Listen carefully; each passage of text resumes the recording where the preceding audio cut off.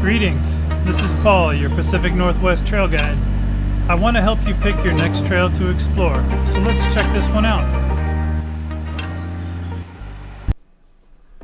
The Drift Creek Falls hike is a fairly easy to get to, popular hike in the Oregon Coast Range.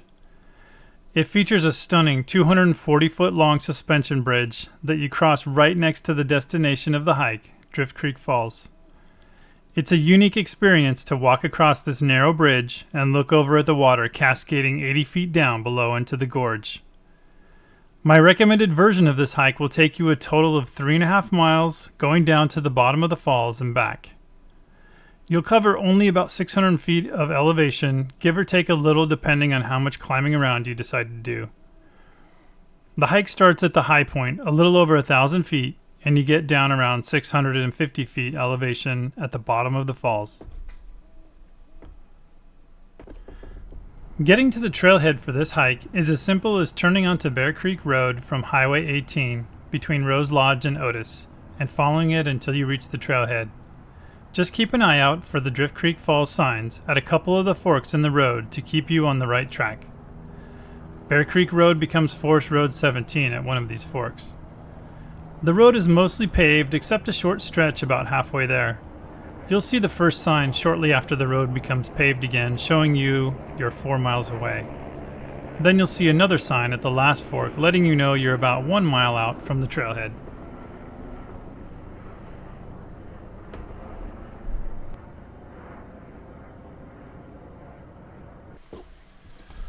Not a whole lot to recommend for equipment to this hike, but the trailhead for this hike is a National Forest Service recreation site, so you'll want to bring your Northwest Forest Pass to park there. Other than that, all I can say is to bring the best camera you have if it's not already on your phone, and make sure it's well charged because there are a lot of great shots to be had.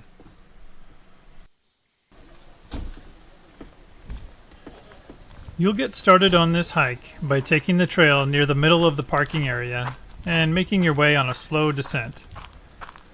The lot at the trailhead for this hike is pretty nice. You'll find a picnic table there and restrooms. Also a huge thimbleberry bush if you like those. It's near the west end of the lot.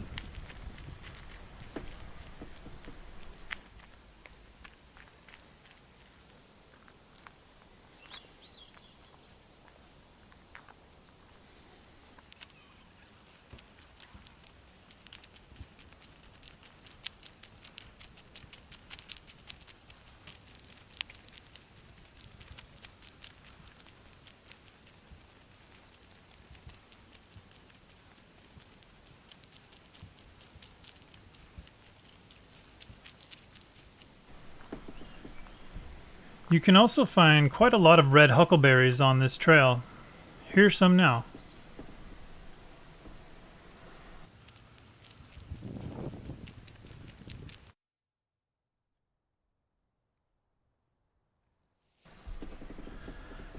After a little over a half mile into the trail, you'll see this little fork going uphill, while the larger trail continues downhill. This is a side trail called the North Loop that we will take that is a little less traveled. It will take us through some really nice dense fern areas and rejoin with the main trail later. You can of course skip this loop and just stay on the main trail to cut about a half mile off this hike. But why would you want to do that? You aren't trying to get to the end as fast as possible, are you?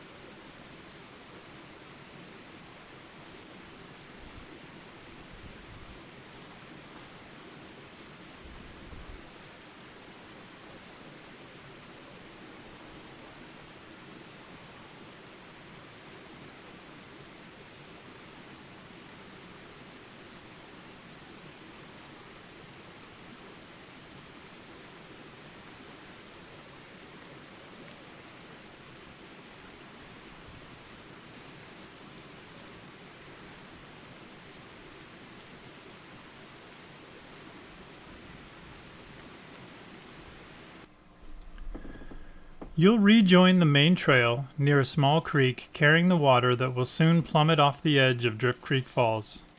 Cross it and make your way over a small hill before you see the towers and cables of the suspension bridge peeking through the trees. Be brave and head out onto the bridge.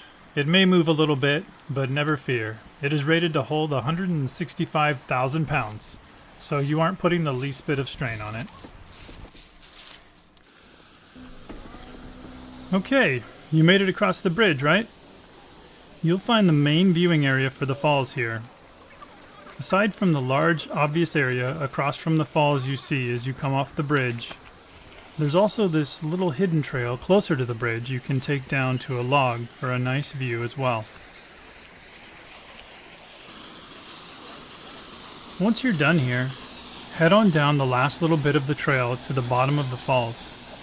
I recommend taking the actual main trail, which continues off in the direction of the bridge's exit ramp, rather than scrambling down the hillside where people have cut in a shortcut trail.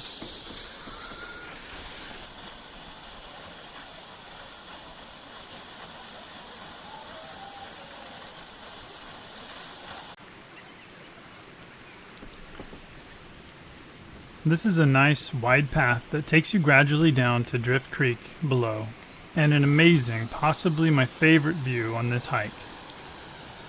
It's also a fun place to climb around and explore.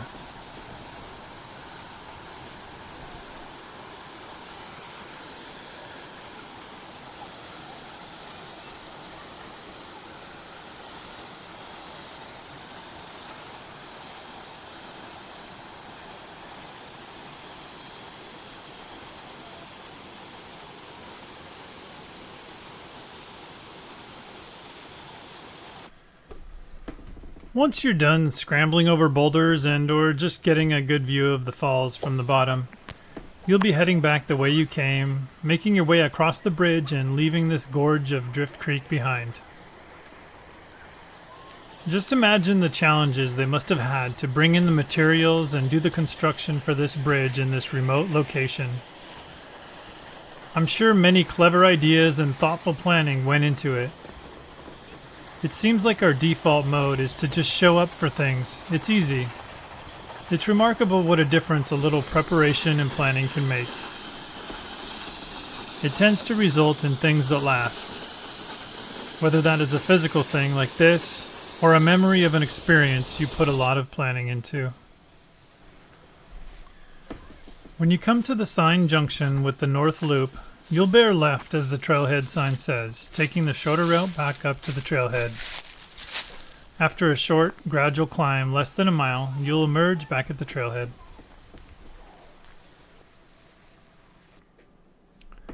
Let's go over the ratings for this trail. First, the terrain. This is a wide, well-used and maintained trail. Really no special terrain to deal with other than whatever off-trail adventures you get up to. It gets 1 rock out of 5 for terrain. For the elements, not much to contend with here. You're shrouded in low elevation forest the whole way, so 1 cloud out of 5 for elements. 3.5 miles is a less than average length day hike. Whether or not you take the North Loop, we'll give it 2 boots. And finally, let's rate the climb. This hike isn't flat, but all the elevation is pretty gentle, and there isn't a whole lot of it, so 2 mountains for climb. Well, that's it for this edition of Pacific Northwest Trail Guide.